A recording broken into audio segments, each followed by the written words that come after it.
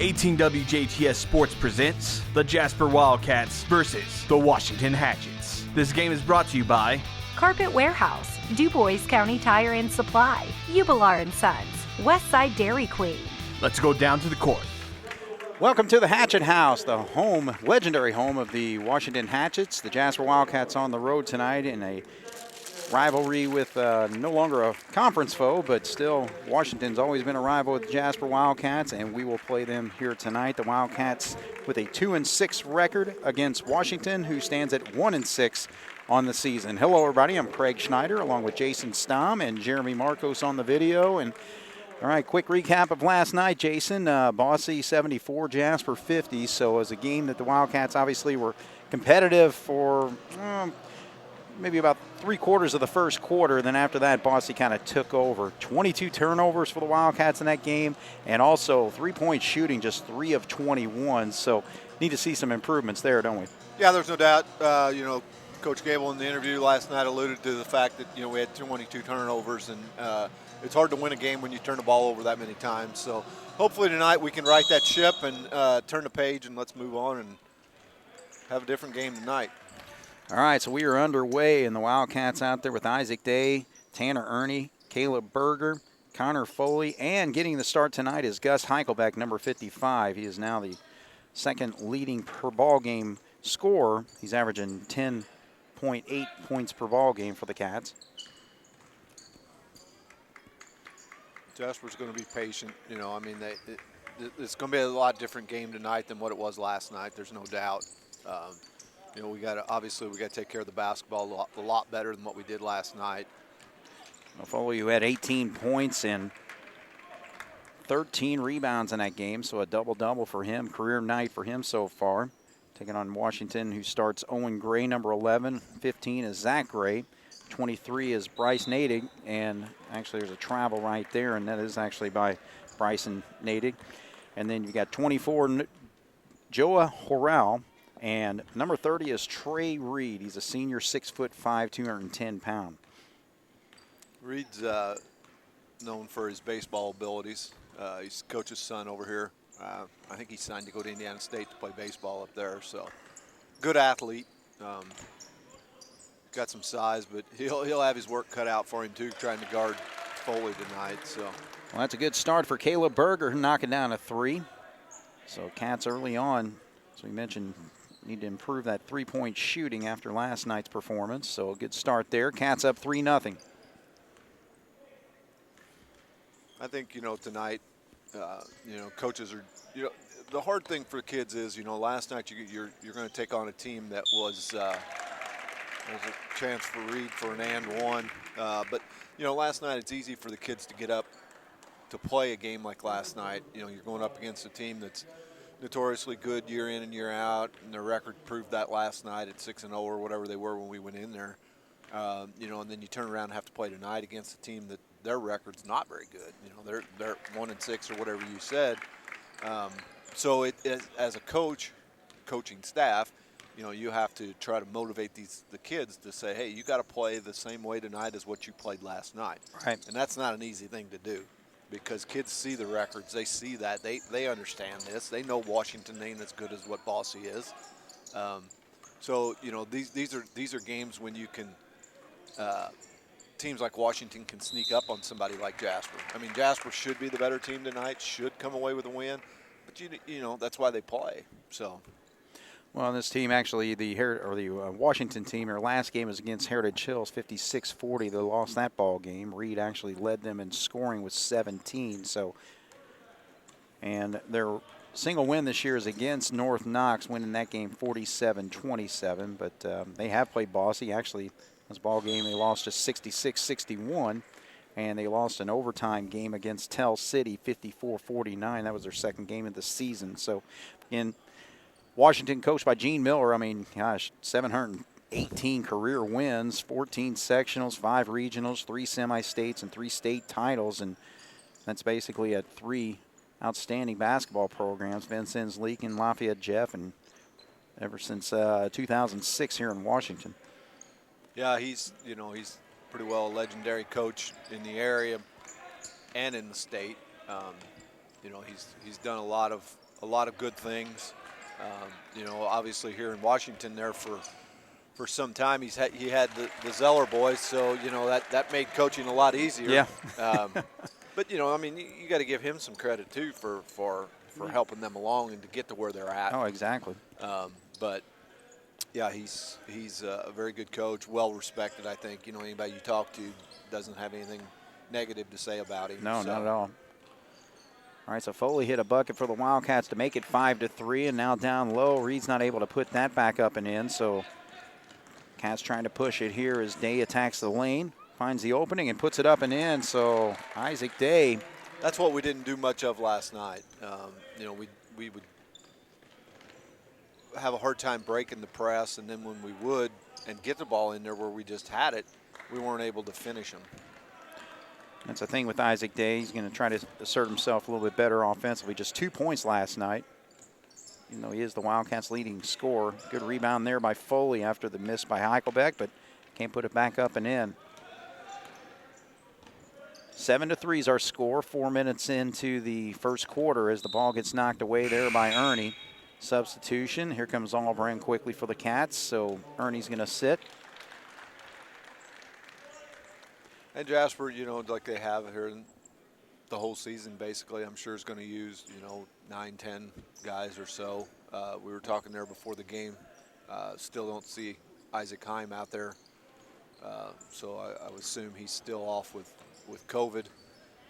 But outside of that, you know, we've got 12 guys dressed, and I think 10 of them, well, they all played last night, but, you know, for the most part, 10 out of those 12 have been getting, you know, quite a few minutes in the games. So it looks like, you know, obviously tonight he'll probably try to do that same type of thing. So Nate actually hit that shot. Now he gets a steal here. So he's going to go the other way and lays it up and in to 4 quick points for number 23, and that ties the game at 7. We got to do a better job on the defensive end. You know, I mean, we're allowing them too easy of shots and second chance points. We can't do that. Heichelbeck makes a spin move, now kicks. Albrand, good shooter there. So Cats are hitting a 3-pointer early on. 2 of them here in this first 5 minutes of this ball game. 10-7, Jasper with an early lead.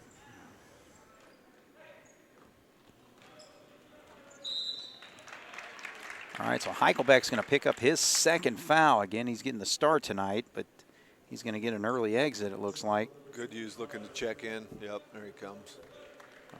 All right, so the Wildcats' second leading scorer is going to have to sit right now. 10-7, Jasper leads early on, 2:53 on the clock, and there's an inbound play, but a good recovery, but they're going to call the foul. I think they See if they call this on Berger. They could take their pick. I think Berger got it.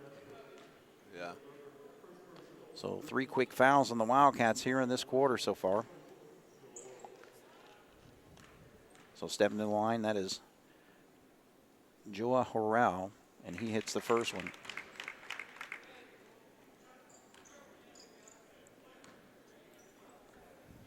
And that's the thing with this Washington program. I mean, you know, no longer a conference foe for the Wildcats, obviously with the breakup of the Big 8 conference, but they joined that Pocket Athletic Conference, which in basketball is not too shabby itself. Heritage Hills, South Spencer, Southridge, Princeton, and Forest Park lead the way so far in that conference this year. Yeah, you know, we haven't really talked much about that, the conference part, but, you know, I'm partial to that. I hated to see the Big 8 go away.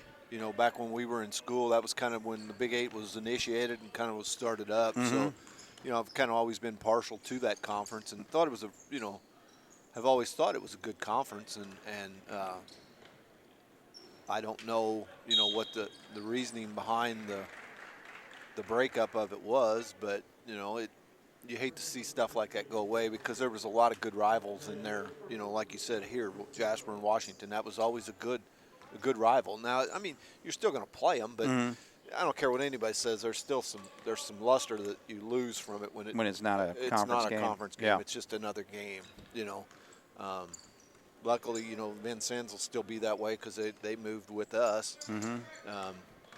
But we're just a little careless with the ball. But back to that point with the conference, there's Reed with a nice move. You know, you hate to see that, but you know, it's changing times. Right. It's like anything else, you got to adapt to it and adjust and move on. Foley with a nice move, and he's not able to get the shot up and in, but he will go to the line to shoot too. And you know, one thing also with that conference though, in a lot of the sports you can continue on playing. I mean, because you know, again, Jasper Washington's been playing each other since the beginning of sports, you know, and Boonville has always been a team we played over the years and all that. But really where it got hurt was football because, you know, you basically, all of our games are all conference games now. We don't have a spot for Southridge. We don't have a spot for, Heritage you know, some Hills. of these other schools. Yeah, Heritage Hills as well. But yeah, and that part of it's really, you know, really stinks. I think, you know, and again, this is my opinion, which means absolutely nothing, but on the football side, I think it would benefit schools if they divided that conference into a East and a West or a North and a South or something, where you only had to play half of them, and it lets you have that opportunity to play some rivals that you know were used to playing. But the thing with it is those Evansville schools don't want to or won't have. They've never done that. Their rival schools are in the conference, so it's not a big deal for them. no. The only ones that would benefit from that would be like Jasper, Vincennes, Right. you know, maybe Castle or something like that. That would benefit to pick up, you know, somebody else. But I think, you know, that on the football side of it, that would be a good thing to be able to do that. Right. But again, that's just my opinion, and probably that's about all the farther it'll go. But Well, at least during this broadcast, right? yeah, exactly. All right, so 7 points for Trey Reed. He leads Washington. They lead the Wildcats 13-12 right now. He works hard down there. I mean, on the offensive end, you know, he gets open and gets some rebounds. And you know, I don't care what the record indicates. You know, coming into this game, any team that Gene Miller coaches and goes up against Jasper, this may be the best game they play all year, and I don't know, and it doesn't really matter, but. He's a very good motivator and a very good teacher of the game, and you know they're going to be ready to play this game. So, and it's obvious. I mean, and you know, and I think too their record doesn't indicate some of their games they've been in. You know, they've been in some close games. They've been ahead of Bossy, you know, at halftime or whatever somebody said it was. I think. So. All right, well, the desperation shot there by Reed does not go, and Hatchets game is kind of going back and forth for a little bit there. Right now it's 13-12 at the end of one here on 18 WJTS. Hatchet basketball to start the second quarter, leading 13-12 over the Jasper Wildcats. Good quarter there by Trey Reed, their big man, 6'5", who has the ball in his hands right now. 7 points for him. Michael Beekler picking up the ball right there. That's Nadig. Now Reed, spin move, high off the glass, does not go. Here comes quickly Day on the left side. Feed into Foley. Shot fake, good position, and gets the roll. So Foley continuing on, 18 points last night. He's got 6 early on here in the second quarter. 7:25 to go. Jasper with a 1-point lead. We did a good job of running transition there and got the ball down and was able to get it into Connor, and he was able to convert that. So three-pointer, ooh, almost banked in there. Yeah. See, that's what, you know, I mean, we're going to get out of that unscathed, but, you know, I mean, they got the rebound and had an opportunity, a second opportunity to score. And yeah, Connor. Little dancing shoes right there at the top of the key. So turnover for the Wildcats. Here comes a substitution for the Hatchets. That's number 14, Zach Mann, sophomore, 6 foot tall, 150 pounds.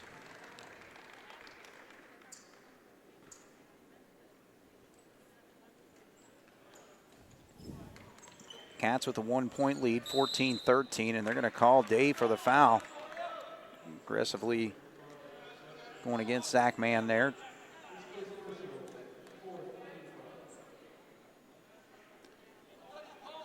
So first foul on Dave, 4th foul on the Wildcats. 2 have been called on Washington.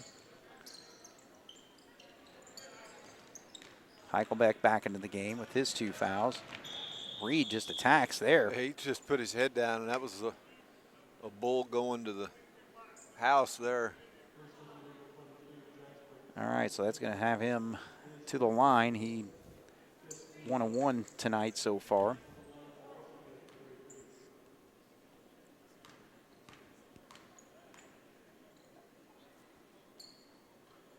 Good stroke there. So 8 points for Reed, 14 for the Hatchets, looking to take the lead here. And pops that one. Hatchets 5 of 5 from the free throw line so far in this ball game. 15-14.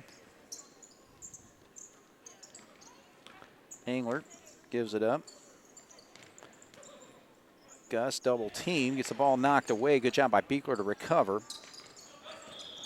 And they're going to call Zach Mann for that personal foul.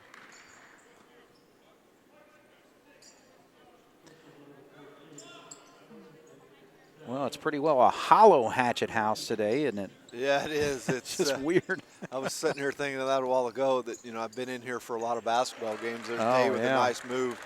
But, I've been in here for a lot of basketball games, and this is probably the, and I mean, it's that way everywhere, but the worst crowd that I've ever, or the smallest crowd that I've ever seen in here. Yeah. All right, so the Cats' aggressive defense there forces the Hatchets to call a timeout. We'll take a break. 16-15 is our score. 6:12 to go here on 18 WJTS. Center Grove against Ben Davis. This place was packed. Yeah. There's been some, you stop and think, oh, I guess we ought to go. We are going. No. Hatchets with the ball. And there's a steal by Foley, so he's got a breakaway, and he lays it up and in. No dunk attempt this time. I think he might have learned his lesson last night after he missed that one. But he had an incredible power dunk against Southridge. He did, night, though. And what they call a foul here? I guess they did. Yeah, Foley knocked that away, but they did end up calling the foul. I didn't see any foul there. Man, oh man, that's 6 fouls on the Cats already. 3 on the Hatch. Owen Gray brings it up on the left side. Day's picking him up.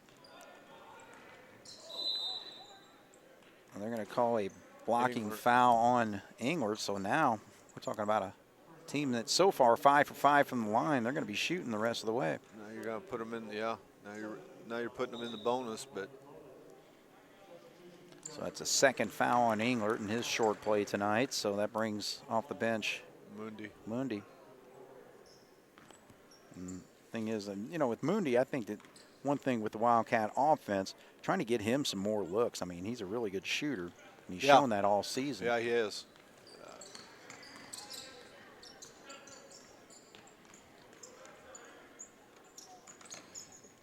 Carter's biggest thing is right now is getting adjusted to the speed of a varsity game. I mean, he's had success and played well, at the freshman level. And does well in the JV games, but anybody that's played this game will tell you that it's totally a different game when you get to the varsity level because of the speed of the game. Yeah. But Jasper, every year in and year out, pretty well dominates in JV. They won today 50-27, but as you can see, once you get to that varsity level, things kind of change. Cats not able to score there, and now we get that. And, that's one thing that, you try to teach young kids on, when you're playing defense is you play defense with your feet, not your arms and your hands. Because when you do, that's when you get in trouble. You know, and right there was a perfect example of that. Isaac's trying to play. He's playing hard. He's trying to do what he needs to do by putting pressure on the ball. But he was moving his feet, but he stuck his arms out there, and that's what he got called for. Yeah, they'll call that. All right, well, that's 2 foul shots missed by the Hatchets now. 18-15, Jasper with a 3-point lead with 4:46 to go here in the first half. This is a stretch of the game right here where you've got a 3-point lead. You need to build on it. You can't let them get back in the game. Mundy's long on that 3-point shot, and Cats can't get the bound. So here we go the other way. Owen Gray attacks, now cross court.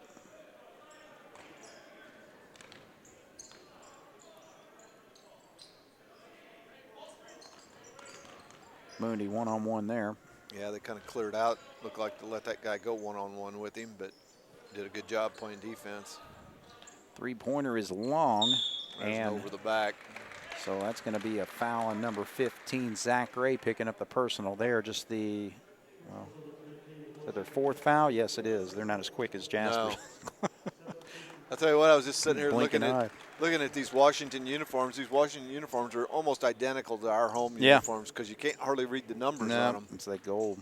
Yeah. Yeah, they did the same thing to us in football as well. Jasper's got the gold numbers on the whites. I know our buddy on the radio, Walt, was raising Cain about that last night. He said he's got to get his binoculars out just to try to read the numbers, and it is. I mean, it's especially the back numbers aren't so bad, but the front ones are so small and you can't read them.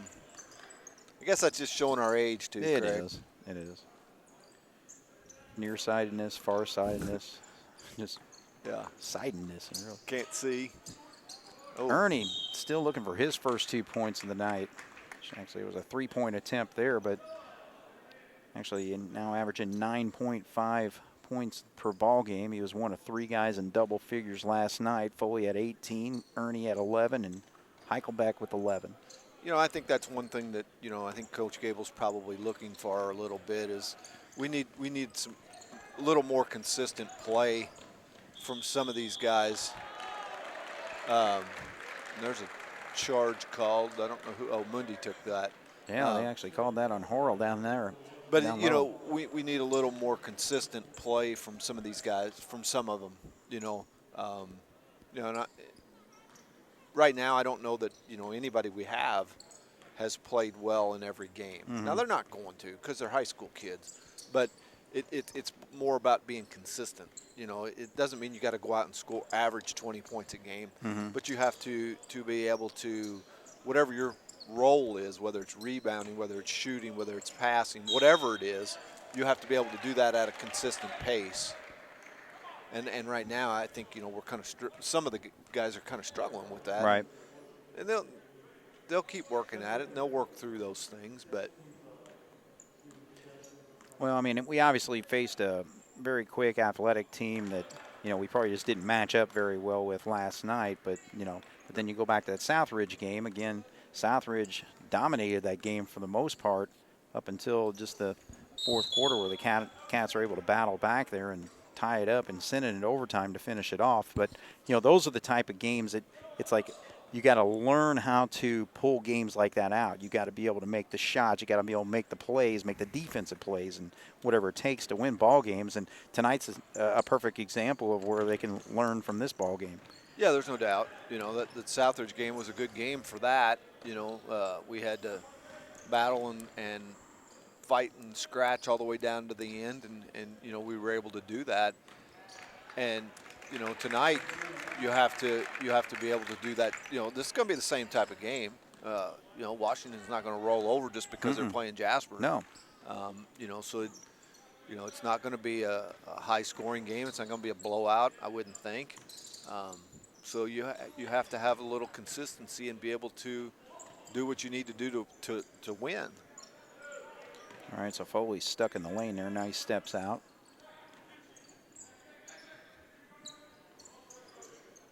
.209 left on the clock. Jasper with a 1-point lead, 18-17. A good job here by Ernie to get that baseline.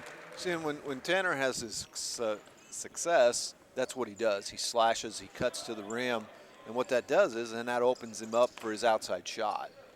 You know, the defense will back off of him because they'll not want to get beat, and then that leaves him open for the outside shot. Right.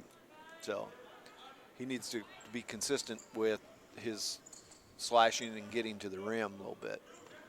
All right, 2017 with 1:48 to go here. Cats with a lead over the Hatchets. You know, and that's everything too. I mean, we're playing a team that is a very comparable style, you know, as far as the way we play. So you can see a lot more half court tonight versus the up and down game last night. Yeah, there's no doubt. Both teams are more structured. Structured to run the half court, you know, and shoot the basketball like that, you know. That's what we're used to playing, the way we're used to playing, and playing against teams that are similar to that. like you said last night, that was, Bossy's obviously not that type of team, so it was hard for us to adjust to it. All right, so Albran with 2 3-pointers tonight makes it a 23-17 game. There's Reed with the basketball. He gives it up. Gets it back, though, on the right wing. He'll attack against Foley and loses control, but hang on to the ball as they work it around the perimeter. Now they get him down in the blocks against Foley, and so that battle continuing on tonight. And both of them scored. You got Foley with 8 points. You've got Reed actually with 11, so he'll step to the line. He's 3 for 3 tonight, and that's second personal foul on Foley. Oh, actually, did they call that Berger? Well, that's what they've got on the board. I don't know how. Oh, that's interesting. Yeah, I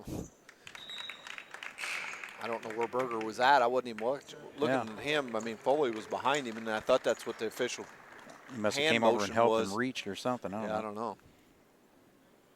All right, so the foul shot is good. Second one up and in. So he's having a ball game. 13 first half points. 23-19. We got 37 seconds to go here in the first half. Cats moving the offense. Berger at the top. Misses. And Day comes up with the loose ball. 24 seconds. Now they'll back it out. I thought they would have run it for the last shot previous, but now they will. Down to 12. 23-19, Jasper with a 4-point lead. 3 seconds. Berger attacks, puts it up, and it does not drop, though. All right, so again, good old Southern Indiana basketball going on right now on the floor, and Jasper leads at 23-19, Jason.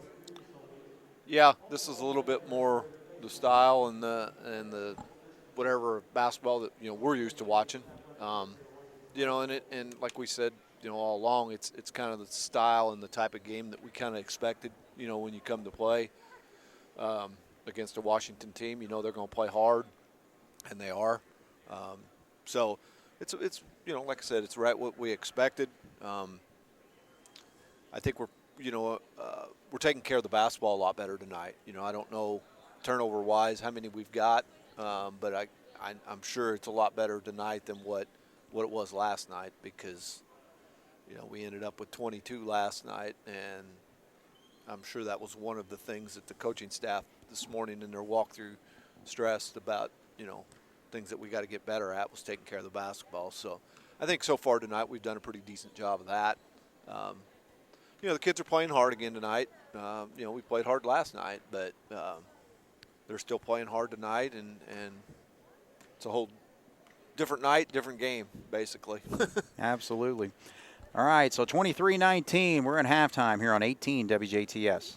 All right, we're back once again here at the Hatchet House, getting ready to start the second half. 23 for the Wildcats, 19 for the Hatchets. Of the 19 of the Hatchets, Jason, you kind of look on paper, you just got to stop one guy at least at this particular point, and that's Trey Reed. He's got 13 of the 19 points, 4 points for Bryson Nadig, and Joa Harrell had 2 points. But for the Wildcats, good balanced scoring there. Jack Albran off the bench with 6 points and 2 3-pointers that he hit. But Foley leads the Wildcats with 8, 4 for Day, 2 for Ernie, and Caleb Berger popped a 3 in the first quarter. But, what can the Cats do to stop Trey Reed here?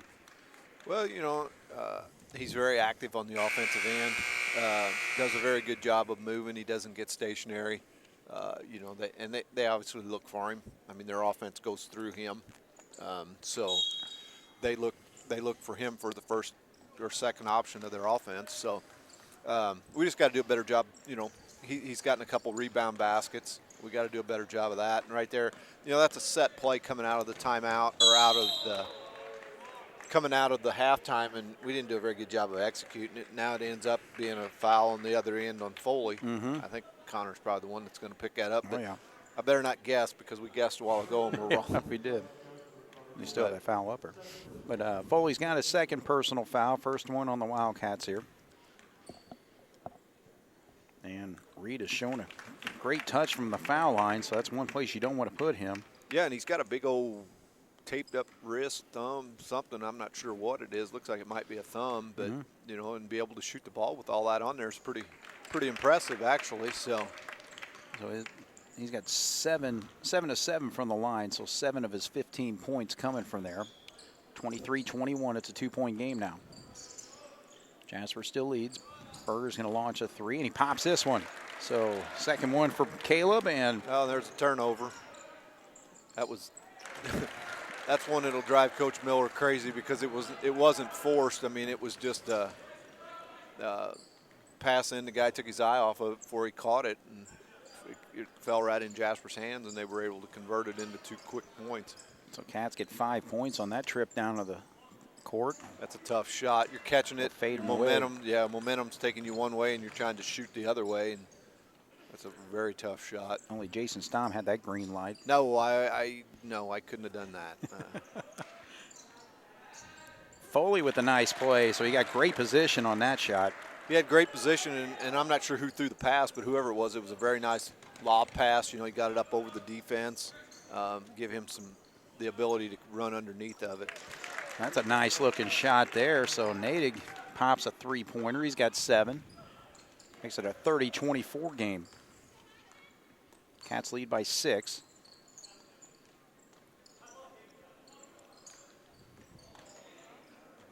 See, there's another, you know, those are the type of things that are going to drive Coach Gable crazy. Right. You know, you've got to do a better job of taking care of the basketball. Those are pretty well, I mean, they're, I don't want to say unforced, but they're just silly passes. And that's one thing with Coach Gable he was talking about. He's mentioned this a couple times, but I mean, you know, just incredible ability and athleticism that Connor Foley has. Just one thing is that he's just still kind of learning the game and, you know, learning the set plays that the Cats are trying to run. But a good job there. You don't need a set play if you can steal and score there. Yeah, Day did a nice job of knocking it away and taking it by himself and finishing it.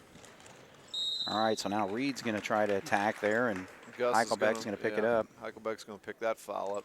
I tell you what, Reed, when he gets the ball, you know, at the volleyball line or so, he just puts his head down, and it's like, here I come, boys, you know. And you just don't see kids nowadays step in front of guys like that to take a charge. Right. You know, you just don't see it. And you can't put him at the line, man. No, he's just drilling it. 8 for 8. Foley's back in for Eichelbeck because Eichelbeck picked up his 3rd foul. So 32-25, 7-point lead for the Cats. Make it 6. So he is Mr. Automatic right now. Trey Reed having a ball game. 17 points already. 5:53 to go here in the 3rd. They able to keep his dribble in the possession for the Wildcats. Berger's got it. Now Ernie. Ball gets knocked away. Good defensive play there by Zach Gray. Come the Hatchets the other way. No, they left him open again. He's short on that one, though. Here comes Day on the right side. He's going to attack. A little Euro step there, and a beautiful block from behind is Reed, but good job here by Berger to put it back up and in.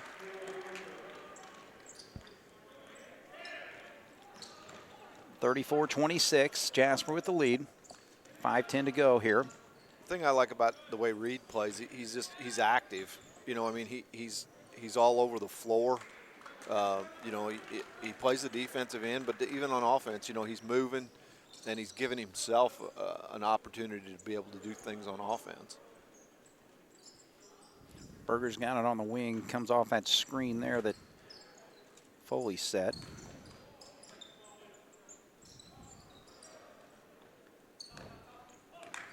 So the good job there, nice job by. We're doing a very good job on that ball reversal of that low post guy of sealing his guy basically in front of him, and it leaves him open from where he's at to the basket. There's no defense in between, and we're making nice lob passes over the top of the defense, just like Goodhue did it there. Right. You know, and give himself an opportunity to go to the line. So Goodhue gets his first point of the ball game with a free throw. 35-26, 4:37 to go here as he shoots the second and pops it. So Cats with a 10-point lead, 36-26, and Gene Miller has got to straighten things out here.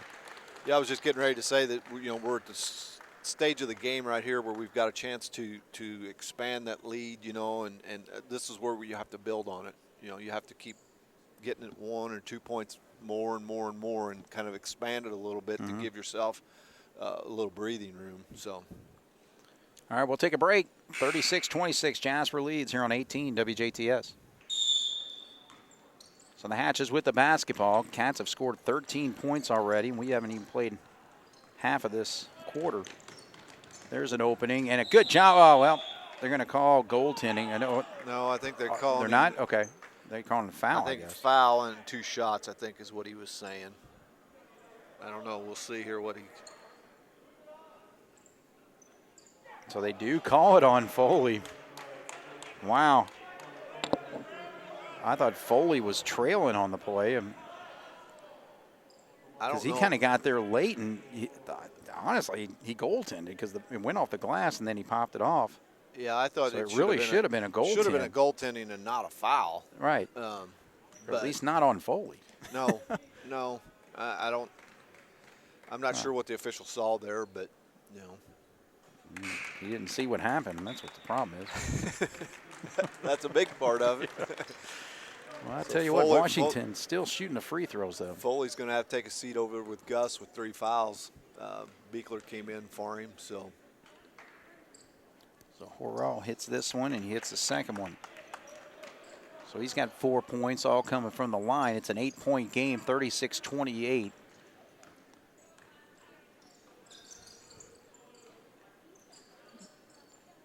Like we said, you got to be patient. Just going to get ready to say to be patient and take care of the basketball and try to expand on the lead. Right. All right, so the Hatchets trying to cut into the lead even further. 3-pointer goes, so that's what they need. Zach Gray hits that one, and now John Gable needs a timeout to straighten things out. So Cats just up by 10 a second ago. Now it's just 5, 36-31 here on 18 WJTS. Michael Beekler will inbound. Jasper, 36. Hatchets, 31. We were talking there at the break a little bit. You don't fault the kids on their effort, but our decision making is what's getting us in trouble. Right.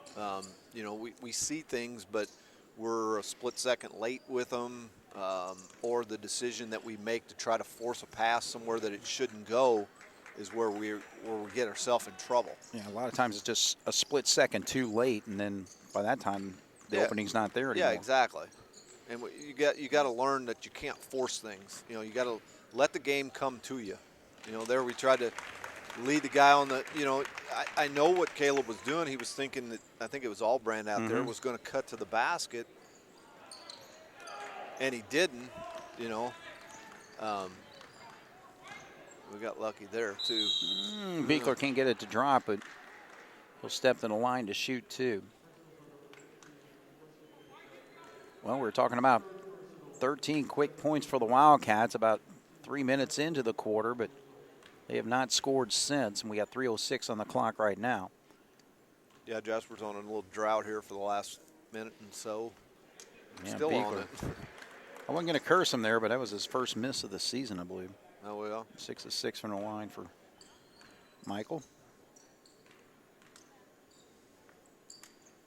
And he pops that second one, so.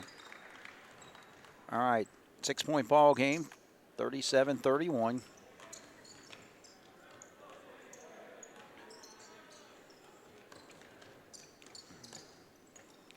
Washington's done a pretty good job with handling the press. They haven't gotten excited. They haven't let it bother them a whole lot.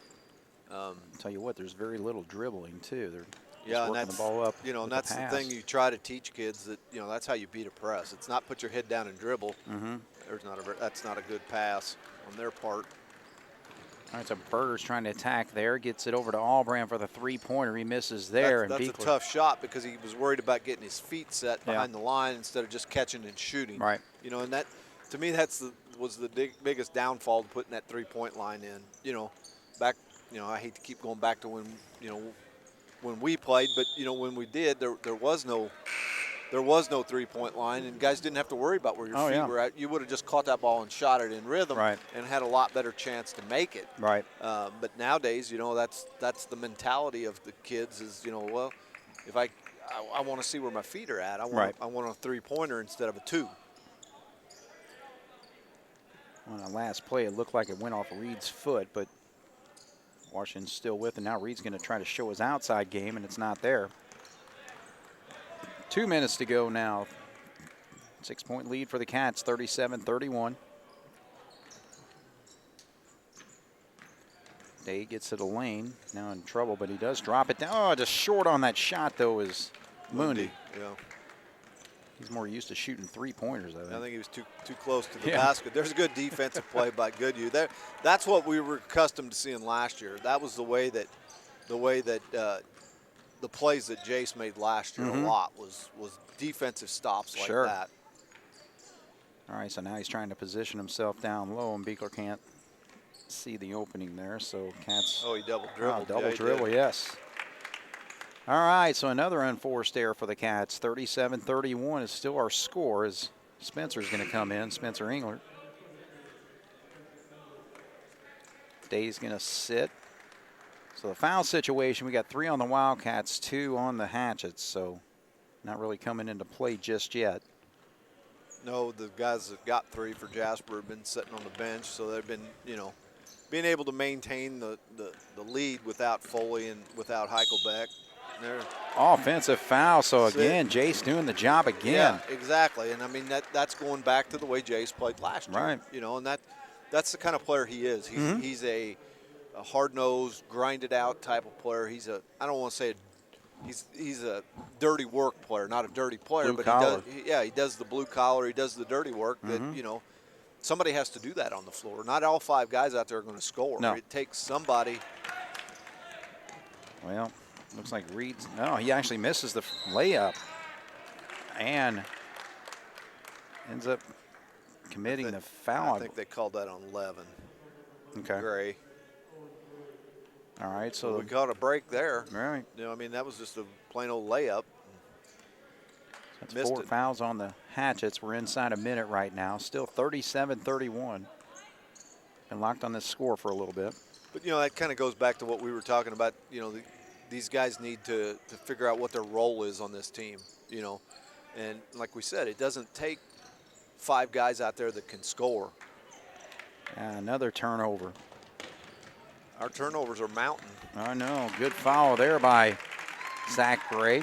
He's got 5 points in this quarter and makes it a 4-point game now with 26 seconds to go, 37-33. Washington fans are getting excited. They are. All 100 of them or whatever that's here. I don't know if there's that many. Okay, 75. Another one. Man, that's twice the Cats have done that. Now Reed's going to get down low, and he's going to put it in this time. Now you're talking about a 2-point game, 37-35. Right at the buzzer, Englert's going to launch one, and way too high. But, man, sequence there, Jason. Yeah, again, it's taking care of the basketball and doing the things that, you need to do, and we didn't do that. We just had turnover, and more turnovers. And, Coach Gable's got a whole new group that's going to start the quarter here. So. All right. Okay, 37 for the Wildcats, 35 for the Hatchets here on 18 WJTS. Well, the Wildcats are going to have to straighten things out. Had a great start to that third quarter, scoring 13 points in the first 3.5 minutes and then held to just 1 the rest of the way. So it's a 37-35 slim lead now, one that was built as high as 10. Good job by Tanner to knock it away, but now they recover, and there's an easy roll for Zach Gray. So he's got 7 points. They've all come here in this second half, and we got a tie basketball game, 37 all. This is a good old-fashioned gut check. Okay, now you've played hard, you've done some things you needed to do, but you've had too many turnovers. Now you have to right this ship and see what happens in the fourth quarter. All right, so a double team on Gus. They get over to Foley, and he's camped in the lane. Better Yeah, get out of there. that was about 5 seconds, and luckily they didn't call it. I don't think I got to pick on my buddy. The referee, there's an unforced turnover. That's but 4 times we've done that. yeah. I said I was going to pick on my buddy, the referee under the basket, Pace Jenkins. Tell him that he's not smart enough to be able to count to 3. So. All right, so the Hatchets looking to take a lead now. Be their first lead since the first quarter, I believe. We got a hold here, and so a foul on the Wildcats on the Heichelbeck. That's his 4th, so his night has been short. Goodhue's going to come in for him. All right, so Jace will get the job of guarding Reed now. Jason just needs to concentrate on this end, like we talked about. You know, doing the blue collar work, doing the defensive side of it. And 3-pointer doesn't go, so now Day comes quickly up the court. Berger on the wing.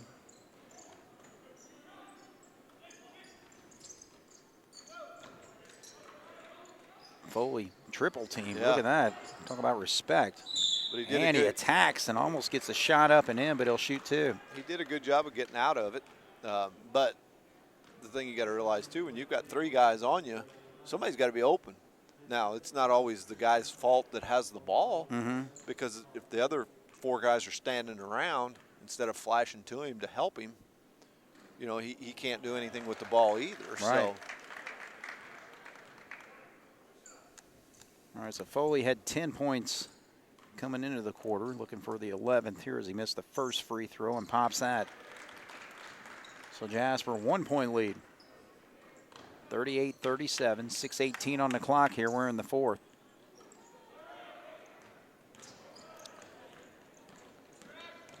That's where Connor needs to be smart. Yeah. And, oh. You have got to be kidding me. What did he see, especially on the other side of the court? Oh, now, yeah, there he goes after Coach Gable. But, you know, again, I'll tell you what. I don't know what he saw. That was about as clean as a steal as I've seen. Yeah, it looked like it. Oh, man. I'm not sure either what he saw, but he was right on top of it. But obviously, Coach Gable didn't see the same thing, and you know he's got a lot better look at it than what we do up here. But 1-point lead for the Cats. Hatchets with the basketball. It's the 5th foul called on the Wildcats, and now Goodhue. That may have been more of a foul than the other play. Yeah, I was just going to say it was a good play by Goodhue. And he traveled. He did. A little too quick with the feet. Wanted to get it over there to quickly over to Ernie, but oh man, the turnovers. You know, we were talking earlier that we weren't getting close to that. We were doing a lot better, but here in the second half, we've had way too many. Right. All right, so it's a battle. 38-37, 5.5 to go. Spin move, now drop. And he's fading away and had to get that up. I don't know if he's a left-handed shooter, but he shot a left-handed. Owen Gray with a bucket. That was a tough shot. So now the Hatchets have the lead, 39-38, 5:26 to go. Yeah, they're going to call him for a foul there. All right, so the officials now trying to. They're going to start calling it a little bit closer. And, right. And I don't like that. I mean, if you're going to call the whole game the same way, don't adjust to the crowd, don't adjust to the coaches raising heck at you. Just continue to call the game the way you've been calling it.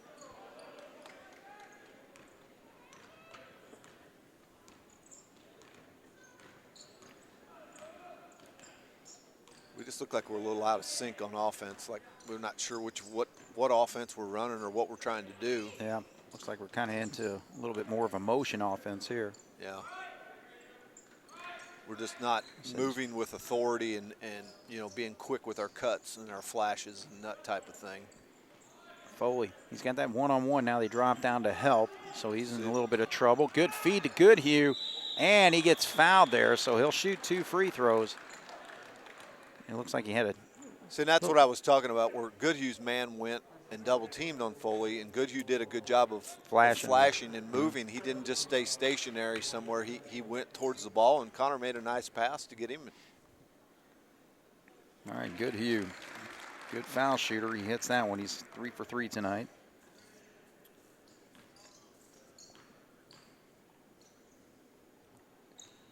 And misses that one, though. This Tie is- ball game. This is where it makes me nervous with Connor guarding that guy, breaking the ball up the floor just from the fact of picking up a foul, you know, 70 feet from the basket. Oh, yeah.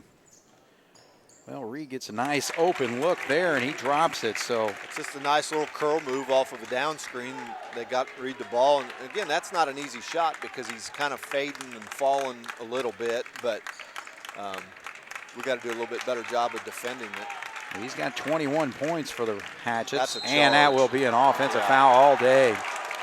But, you know, that right there is exactly what we were just talking about, the difference between Foley did what Reed's been doing on this end, but the Washington player stepped in front of him and took that. Yeah. You know, we haven't done that yet down here to Reed.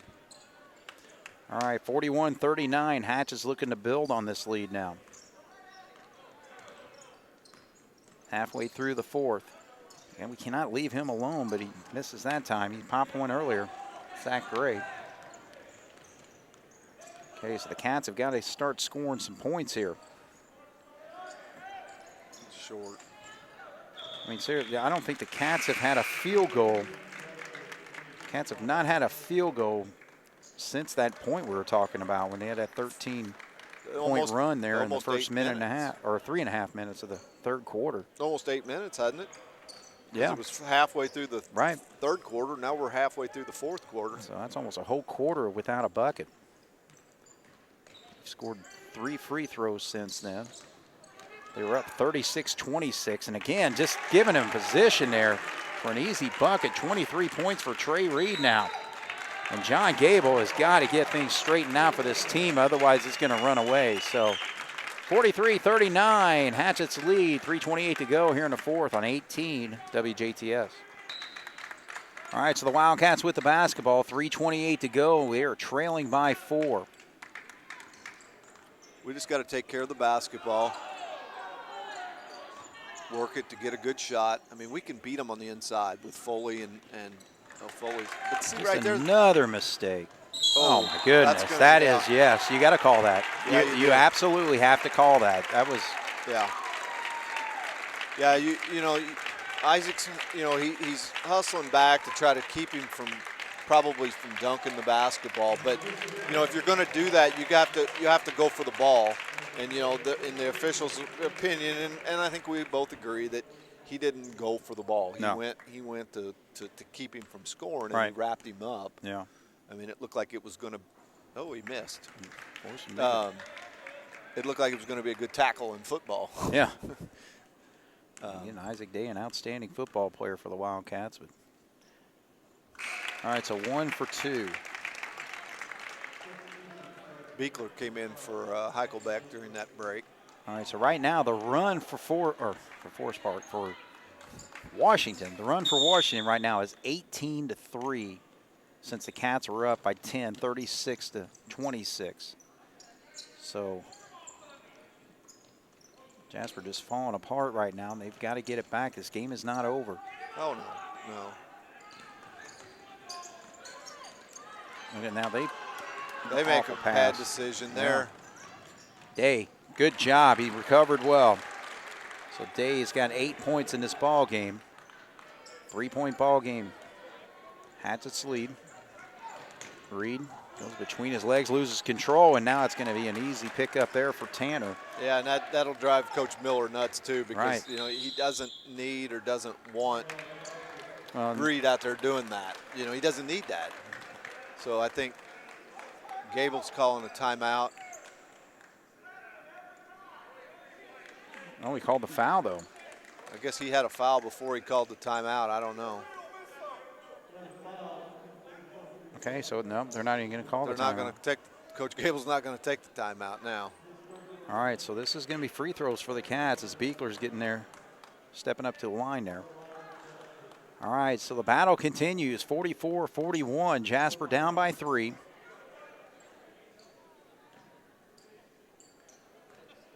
Again, that field goal by Isaac Day was the first one since the 4.5 mark of the third quarter. 2:32 on the clock right now, so Beekler pops the free throw. He's 2 of 3 tonight. Short on that one, though. All right, 2-point ball game. Now it's just man versus man out there. Got to play good defense. Don't commit any fouls. And Berger stays on top of number 24, Harrell. Attack to the lane, and Berger comes up with the steal. If he can be quick, and he is. So Berger with a steal and a bucket. Big time for the Wildcats to tie this basketball game with 2 minutes to go. And now Gene Miller's got to straighten out his team. They were starting to kind of take control of this basketball game, but the Cats getting it right back. We're tied 44 here on 18 WJTS. And here at the Hatchet House, and Jason, I think this particular point for Coach Miller and also for Coach John Gable, it's just time to start teaching your teams how to win a basketball game. You said it, Craig. You know, both teams are having they're struggling this year, and this is a good sample here of, what do you got to do to at the end of the game to be able to win, to pull out a victory, and that's, we're going to see which team can do it. 2 minutes left, tie ball game, so we'll see how it goes. Well, they get it down in the blocks, and they get the call, so take your pick of who they're going to call it on. I think it's going to be on Goodhue. Yeah. Yep. He was behind him. All right, so he was 1 of 2 on his last trip. Trey Reed was. Foley and Heichelbecker coming back for Beekler and Goodhue. So give us a little more offensive firepower. On the defensive end, they're a minute and 40 seconds left. You don't have to worry about the fouls as much anymore. So. All right, so that free throw is good. He's 2 of 3 here in the quarter.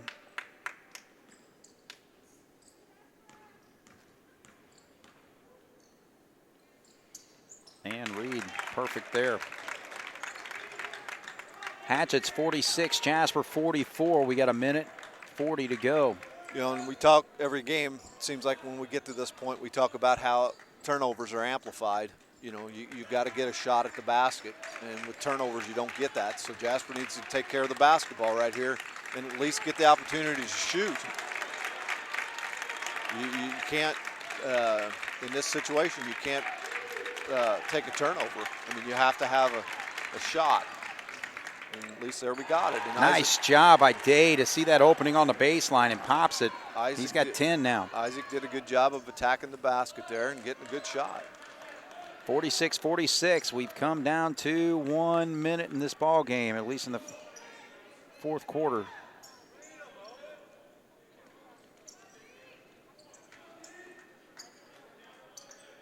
So the Hatchets going to take their time here, see if they end up holding for one shot and maybe calling a timeout with 20 seconds or so.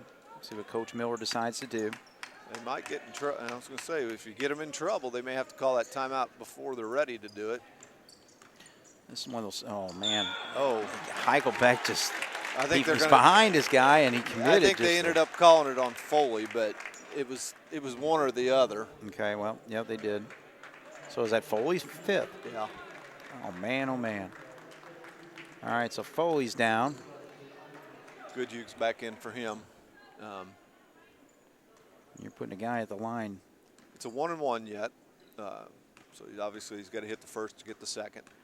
The way he's been shooting tonight, though, it's not going to matter. No, his stroke is there. A little more pressure on these, though, than it was when he was in that streak of 7 for 7 or whatever. But he's 13 of 14 from the line tonight. So Trey Reed looking for another. And he's short. All right, so it's a 1-point ball game. Cats with the basketball, and John Gable's going to call the timeout here. So, all right, now it's a matter of strategy and execution of what you're going to do as far as your offensive play here, Jason. Yeah, you've got a couple options here. You're down 1 point. You can come out of the timeout with a set play to score a quick one. With being down 1, there's different ways to play it. You can hold it for a last-second shot to win it, or you can say, well, we need to regain the lead and then take our chances down here. Right. So put the pressure on them. Yeah.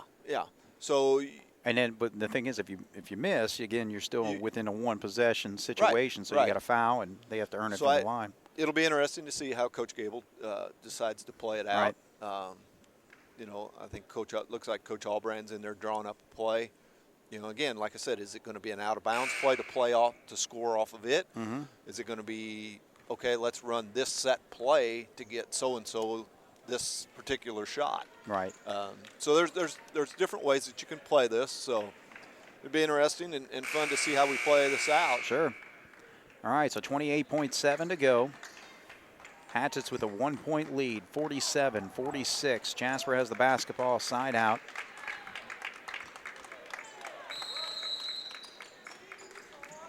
Day takes the inbound from Ernie. They're going to look with it. They're going to look for somebody coming back on the up. Yeah, I guess we're going to run it down to the end here. They're going to look for somebody. Oh, Goodhue's got it. Tries to feed inside and loses the handle, and now the. Oh, they're going to. yeah, they're going to. Oh, they gave him a timeout. Yes, and he did. You know, the kid did a good job. He dove for the ball and was laying there. But you go back to the possession. You know, again, we had a play called and we tried to force it. It wasn't there. Mm-mm. You know, and it's funny because we were talking about that at our 6th grade tourney today. Coach Simmers and I were, you know, we're kids. They have to realize when you have a set play and that particular play isn't there, Mm-hmm. you can't force it. No, You have to progress to the next thing. Right. And if that's run your offense, then that's what you have to do. Yes. And right there, it looked like, you know, I think Goodhue's man fell down, so he had the ball and he kind of panicked. Mm-hmm. You know, it was like, oh, what do I need to do? What do I need to do? And he tried to force it to somebody that, I mean, there was 3 white guys, white jerseys between him and the guy he was trying to pass it to. Yeah, and the thing is, we saw that so many times in this second half where the Cats, you know, are throwing to where there's 2 or 3 white jerseys, you know? Yeah, our decision making on that is just not very good. So. All right, so 47-46, 6.4 to go. It's going to be a side out of bounds, which sometimes can be a tough thing to get in, but I would look for Washington to throw the ball to their end of the court. They're going to want to get it into Reed's hands, but they don't, so a quick foul there. So that's going to send number 24, Joa Harrell, to the line. I'm guessing he's probably a good free throw shooter. I don't know, but I wouldn't think that you would throw him the ball at that particular point if he wasn't. Right. He's 4 for 4 tonight. All of his points have come from the line. The good thing of this is, you know, even if he hits both, there's still a 1-possession game. Right. You know, you can go down and hit a 3 and tie it. So he's perfect there. 2-point lead now, 48-46.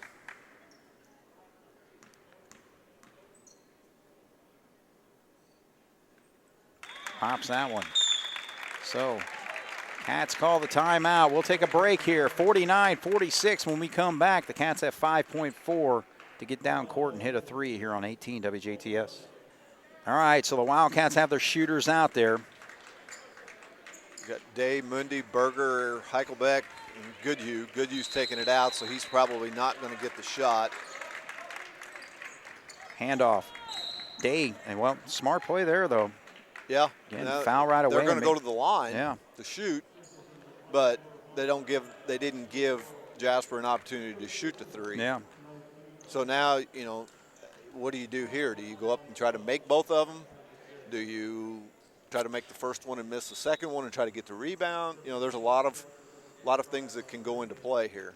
Yeah, Put so Beekler back in for Heichelbeck for the fouls because I believe Gus got 4. Right. So I would say the way they're going to play it's to hit both. He gets the roll. You don't. You got to hit him gotta first. hit 'em That's a first. strategy. Yeah. All right, so now 49-47. It's a 2-point game. Whoa. Now John Gable wants to make sure his team knows what's That in official play here. blew his whistle as the ball was getting to Day's hand. Oh, wow. Okay, I didn't see that. I was looking Yeah. over at Gable there. So. I mean, All right. Coach called it, but. All right, 49-47 when we come back. One more free throw for Day here on 18 WJTS. All right, we'll see what the Wildcats decide to do here as Day steps up to shoot his second free throw. Cats down by 2. And he misses. Quick foul. And now 2 free throws by the guy who's been popping them all night, and that's going to seal this basketball game. 2-point lead for the Hatchets, 2.5 on the clock. Yeah, if he can hit both, that's pretty well all you can handle. Hopefully he can. It's shooting 2. It reads 13 of 15 from the line tonight. 13 of his 27 points, but he misses there. All right, so interesting. Make it a little interesting now. Now talking about a 1-possession game, regardless if he makes it or not. I don't know. Coach is talking to the official there in front of the scores table, trying to line up what he wanted to do with timeouts, probably. All right, so second foul shot's good. He's got 28 points, and Gable calls the timeout. So, all right, really here, I would you look got to catch and shoot. Well, I would look they'll probably try to foul us. I was just going to say, I would look for Washington to do the same thing that they did a while ago. You know, they're not going to let Jasper have the opportunity to shoot the 3 to tie it. Right. You know, they're going to force them to get the ball in on this half court or on their end of the court, make them take a dribble, foul them, and then you know, that's going to take some more time off the clock. Yeah. So. All right, so Trey Reed, the star of this basketball game for the Hatchets, scoring 28 of their 50, but hitting some free throws down the stretch there. However, he was 2 of 4 in his last 2 trips there. So 2 free throws would have made it, pretty well sealed the deal, but Cats have a chance here. Slim chance, but still a chance. 2.5 on the clock. Good, he's going to inbound. I don't know why they don't guard Mundy a lot closer than that. They'll at least get a half-court shot, not close. All right, so that's about the best you can do. Because again, anything deeper than that, they're going to foul right away and not let them get it off. But yeah, I'll tell you what. Kind of disappointing for the Cats. Again, building up to a 10-point lead midway through the third quarter, but just things started to fall apart there, just finishing with just 1 point to close out that quarter in the last 4.5 minutes and just not able to recover from there. Well, I mean, to me, the game was won and lost in that dry spell that we went in, from the last half of the third quarter, like you said, to midway through the fourth quarter. I don't care who you're playing. I don't care what the record is of any team. You can't go in a dry spell that long and think that you're going to be able to maintain what you're doing, right? And stay at the lead you have or maintain the game. I mean, you can look at college games. That the announcers in college games always talk about, what dry spell or what run the teams make, and that's the way basketball is. It's a game of runs, Are you able to sustain it? Are you able to get through it? And, and that's basically kind of what happened to Jasper tonight. I mean, we weren't able to fight through those, that long dry spell that we had there. And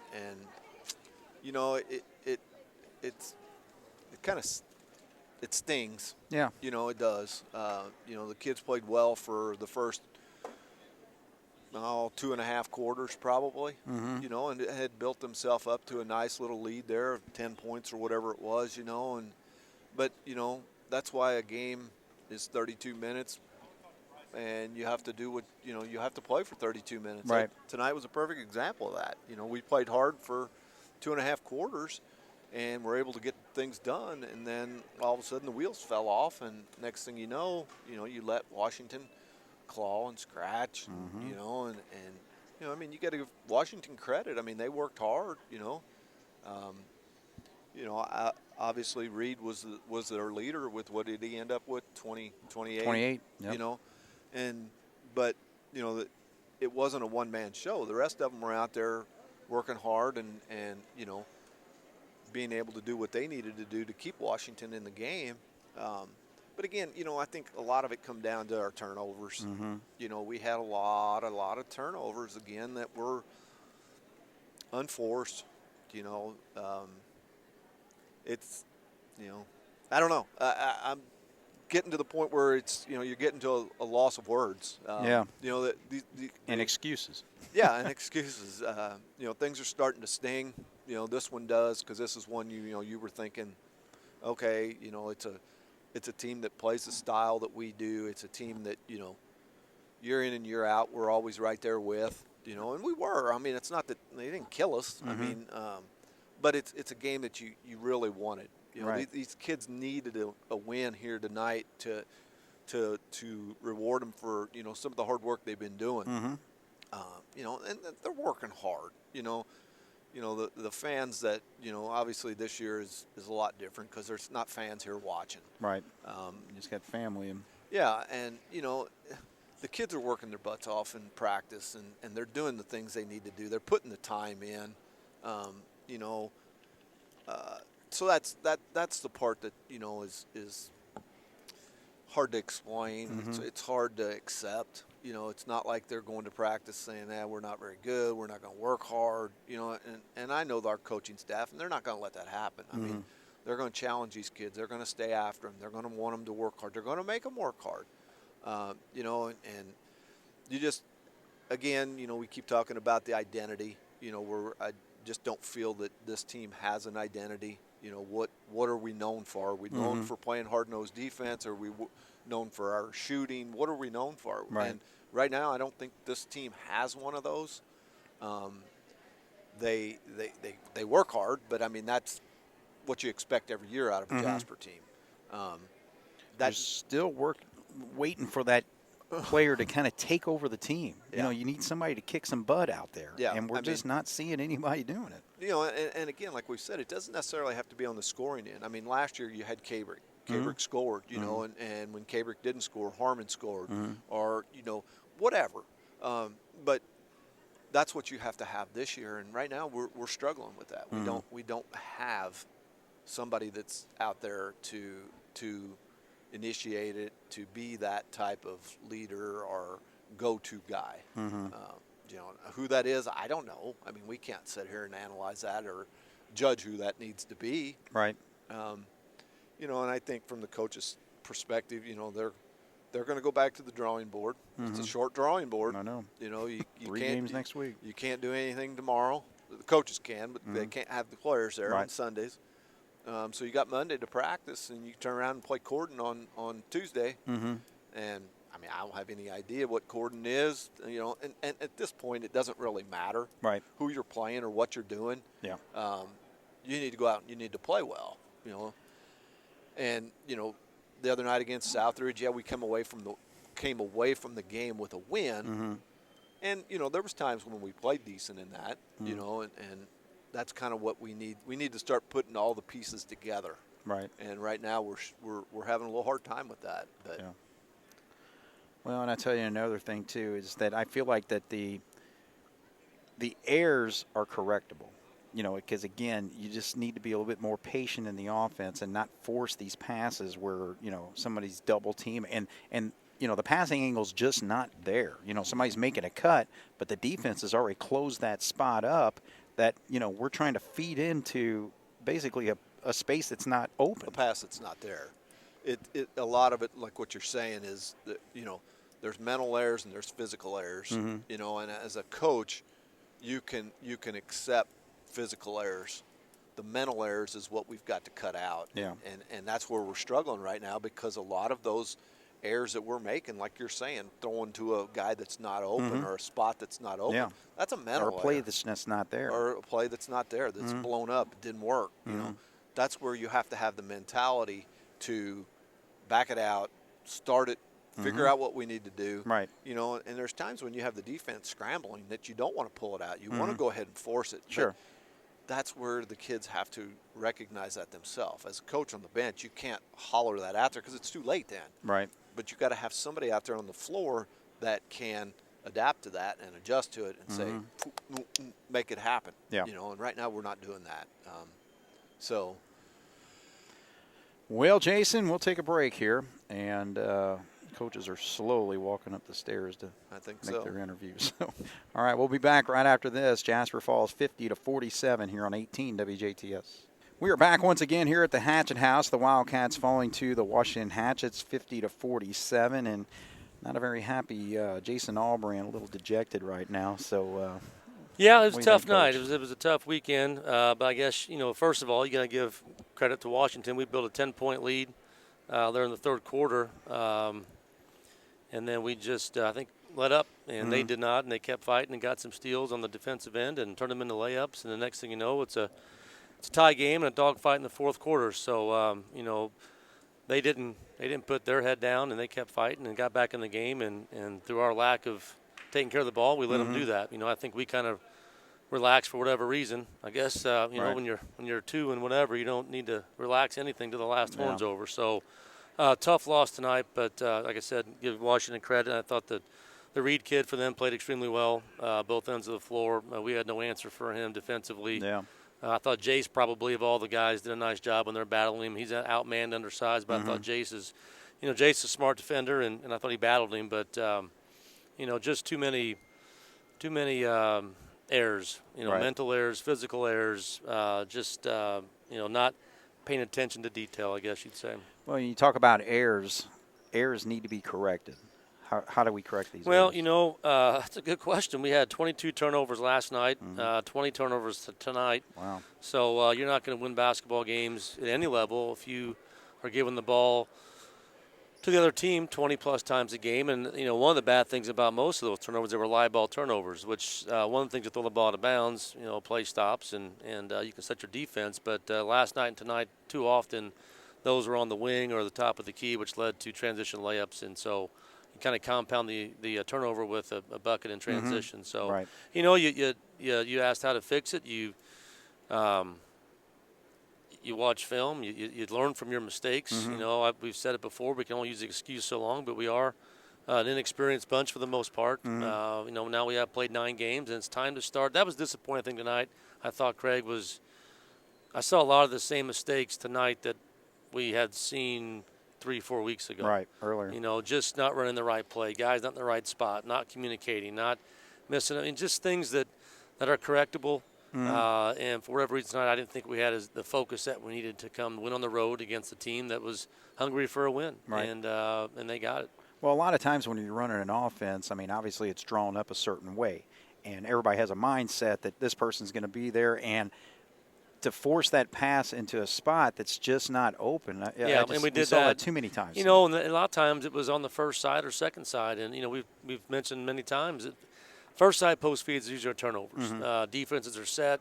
You get that ball reversed 2 or 3 times, and then when they're out of position, you can pin a guy down low. And our post feeding, we had too many mistakes. Guys a couple times just staring and getting the ball deflected, not pass faking. Forcing it in to the wrong side, guys on the bottom side, and we're throwing the ball to the bottom side. Just things that really we should be able to do by now. And so I thought tonight was just a really big lack of focus. Offensively, we 7 points is not enough. Did not get much in transition. We're trying to run a couple different offenses based on what bigs we have in the game.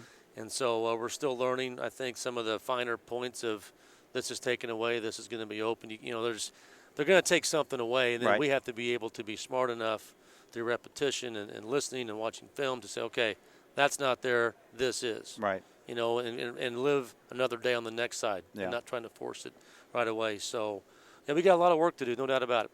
Okay, now talk about the defensive side. When somebody scores 28 points and is pretty well dominant like that, where did we fall short there? Well, I think he had 18, 17 from the foul line. Yeah, he did. So he had 5 field goals. But, some of those were he got the steal on the wing or he got the steal at the top of the key. Or so he did a good job of attacking. And I think a lot of times he beat us to the spot a lot of times. Instead of being in a stance, and we always say never let a guy cut in front of your face. You're in a stance and he's coming from block to block and you're on the midline. He's not going to cut in front of your face. And too often he did. Then we follow him there, and then we either tried to steal on the post feed, foul, bonus, big guys on the bench, or a couple times he got caught on the high side, and it was just an easy drop step layup. Right. So just playing a pass ahead, understanding, anticipating on that pass, what's he going to try to do? And we did a poor job of that. And they didn't run much for him. That was the thing. It wasn't like they tried to rip screen or cross screen for him a few times. And we got to get better at seeing that and jamming the screen and having our guard help a little bit. But, we got to have more awareness as to where they're trying to go and be able to beat that guy to that spot. All right. Well, again, 2 nights in a row, I talked to Coach Gable about it and talked to you now.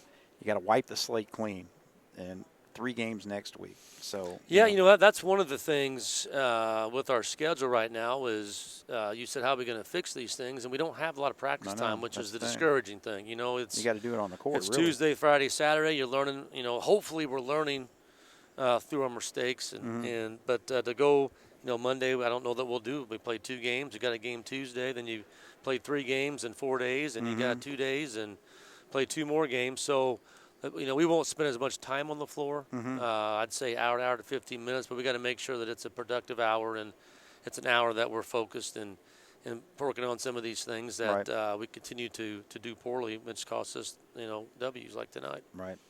Well, hey, I'm not going to beat it too much anymore after this, and I'm feeling. Well, it's discouraging. It's but we got to keep fighting. There's nothing that we can't. Everybody gets invited to the tournament. We don't get not invited because of our record, and so we'll see what kind of team we have, what kind of pride we have when we take the floor next week, and see if we're going to rebound and get mentally tough and grow up a little bit. And learn from our mistakes, or are we going to continue to kind of, crawl into the hole and feel sorry for ourselves and make excuses about, referees, the COVID. There's all kinds of things we can throw our fingers at and blame. But you look in the mirror, and coaches included. It's not a thing where it's, they're not the sole reason. So, we'll look at ourselves and we'll try to, do some things maybe a little differently and hopefully keep moving forward. You got to become problem solvers. That's right. I mean, you got to stay positive. I mean, it's hard sometimes, but you really got to stay positive and realize that it's a long season and we got a lot of games left. Well, you got good kids and good coaching staff, so keep plugging away. We will. Appreciate it. All right. Thank you. Thanks, Jason. All right, always tough to talk after a disappointing loss like this, but we appreciate Jason coming up here and sharing his thoughts and some strategies of what can go forward for this Jasper Wildcat team. So they fall to the Washington Hatchets, and again, they were dominated by Trey Reed tonight, 28 points. All 5 starters scored in this ball game, 7 for Zach Gray, 7 for Bryson Nadig, and Harrell had 6 and 2 for Owen Gray. And the Wildcats, 3 players in double figures, Connor Foley with 11, Isaac Day with 11, 10 for Caleb Berger, Tanner Ernie with 4 off the bench. Jack Albrandt hit a couple threes in the first half, and 2 free throws for Michael Beekler. So 50-47, Jasper falls, and their record drops to 2-7 on the season. And again, on the schedule, coming up Tuesday night, Corydon Central is coming to Jasper, so that game got rescheduled. So again, squeezing that in, and then we got Forest Park and Evansville Harrison after that next weekend. And the Hatchets improved to 2-6 on the season. So for Jason Stamm and Jeremy Markos on the video, my name is Craig Schneider. This is Wildcat Basketball here on 18 WJTS. Good night. This has been a presentation of 18 WJTS Sports.